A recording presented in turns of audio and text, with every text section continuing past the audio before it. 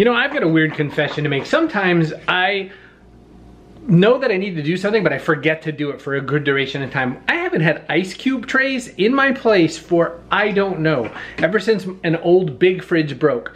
So it's been maybe years since I've had ice cube trays. And I used to every now and again buy a bag of ice if Jack was coming over, but that was it. And now it's summer and I'm like, I need ice cubes. Why sometimes do we take so long to make a choice like this? Something simple. This took a few minutes to buy. What the hell?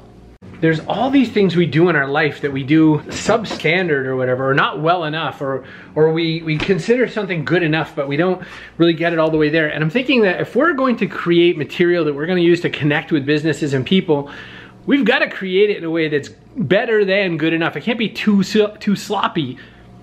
Can't be too sloppy, because then it's gonna cross a line. And at the same time, we want it to be personal. We want it to be personable. Someone made a comment, and they're utterly right.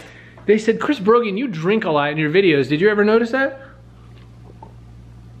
I said, what are you talking about? Of course I noticed that. The reason is because I want these conversations to feel like the kind of conversations we'd have if we were just hanging out, and not some like important business thing. I'm conveying business information, but it's not like we're, you know, doing anything especially hardcore. When did boring become okay? Why do we all have to sit in cubicles and offices and have our business conversations like that? It beats me, but I think, ooh, this is iced tea that I threw jalapenos in. Holy cow, is that spicy? That's what I think. I think we need to have some spicy iced tea in our lives.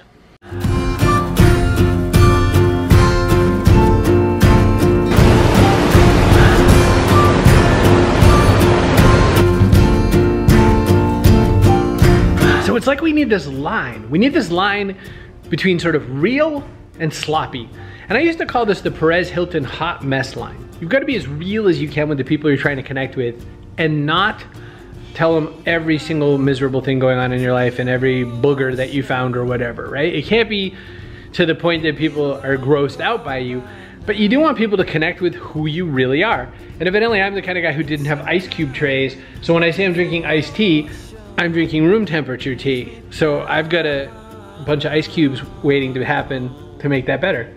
And maybe that's where the differentiation comes from. Maybe what happens is that it's real without all the polish, or maybe it's real with just a little polish or something like that. Maybe it's okay to show your bed in the background and your son's messed up blanket behind you.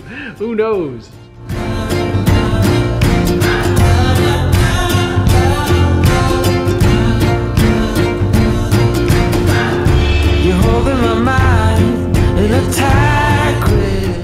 It's 1:30 in the morning Seattle time, 4:30 in the morning in my body clock.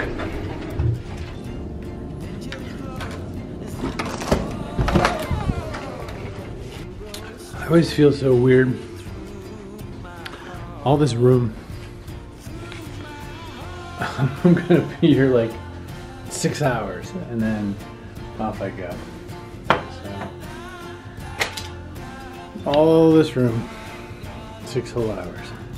So there's this relatively new thing that I've been doing without realizing it, and it mirrors a 1986 Star Trek movie, Star Trek 4, where Scotty comes over to a primitive computer that has a mouse and tries talking into it, and he goes, "Hello, computer," and the computer doesn't understand him, and he's talking as best as he can into this mouse, but it won't get him.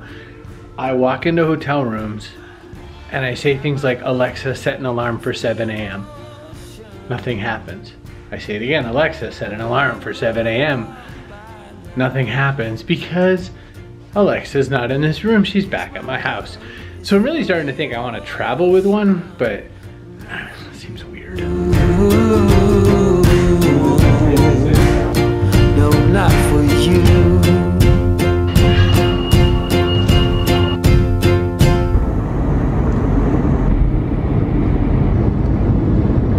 Which, by the way, that was a little over 5,000 miles in less than 24 hours. So I got a little nap, but it was a very brief nap. And now I gotta go see my daughter's school presentation. So to kind of wrap this up, maybe what it means for us all to think about what it means to be authentic and be ourselves and all that kind of a thing is to really express who we are, but also be really clear on who we really are. It's amazing how many people say that they're being real, but Jack has this expression, my fiance Jack has this expression called selfie all the time. Meaning even if they're private or even if they think they're off, they're on, right? We need to be really real. And I hate that because I would hope that when you say be real, you mean it the first time. But I mean, we have to really be who we really are. Pick some of the mess up, but not all the mess. That's all. I'm gonna go check out my daughter's project now. Found until January 2012 by a British forensic archaeologist. Wow. So this is a very new discovery about this. Yes. So they're still discovering things about something that happened. Yes. Also, a lot of Americans at the time did not know about Treblinka or even Auschwitz because they only knew about like most Americans only knew about 3 camps, and that's because there was a lot of footage taken at those camps. Wow. And Treblinka was especially kind of unknown to the public because it was in a very remote part of northeastern Poland. So what did that say about the importance of media, that they only knew about the ones that had, you know, video footage that they could see or whatever, coverage? It meant that that's really the only ones they knew about. Not many Americans actually... You see what I'm saying? Like, it wasn't even real to them if they couldn't see it, in a way. Yes. Weird, right? Yeah. Devotion brings me down.